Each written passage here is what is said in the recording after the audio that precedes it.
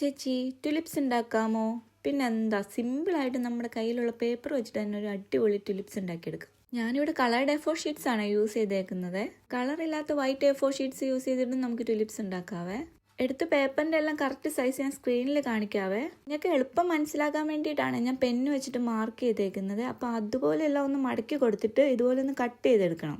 ഇപ്പോൾ ഈ കട്ട് ചെയ്യുന്നത് സ്റ്റെം ഇൻസേർട്ട് ചെയ്യാൻ വേണ്ടിയിട്ടാണ്. അപ്പോൾ അതധികം വലുതായി പോകാണ്ട് നോക്കണേ. ഇനി ഇതുപോലെ ഒന്ന് ഗ്ലൂ വെച്ചിട്ട് ജോയിൻ ചെയ്ത് കഴിഞ്ഞാൽ നമ്മുടെ ഫ്ലവറിൻ്റെ ടോപ്പ് പോർഷൻ റെഡിയായി.